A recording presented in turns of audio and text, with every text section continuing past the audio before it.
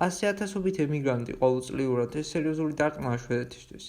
შვედეთის პოპულაცია დაახლოებით 10 მილიონს აღწევს. რომ ხვდებოდეთ თუ რამდენი პატარა რიცხვია ეს, პატარა შვეიცარიაში ცხოვრობს 9 მილიონამდე, ნიდერლანდებში 18 მილიონამდე, ბელგიაში 12 მილიონამდე და ტერიტორიულად შვედეთი 10-ჯერ უფრო დიდი ქვეყანაა. მაგრამ ეს ყველაფერი უფრო ტრაგიკული ხდება, როცა იაზრებ, რომ 10 მილიონიან შვედეთში ცხოვრობს დაახლოებით 2 მილიონამდე ემიგრანტი.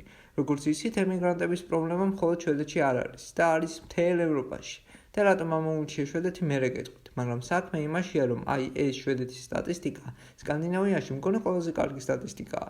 გიგანტური ფინეთის მოსახლეობა 5 მილიონია, ნორვეგიასაც 5 მილიონია და დანიისაც დაახლოებით 5 მილიონია.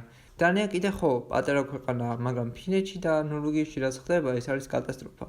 დანიის პოპულაციის 16% ემიგრანტები არიან, ანუ ქვეყანაში დაახლოებით მილიონამდე ემიგრანტი ცხოვრობს. ისეთ პატარა ქვეყნისთვის, როგორც დანია, ეს კატასტროფის ტოლფასია, მაგრამ დაუბრუნდეთ შვედეთს.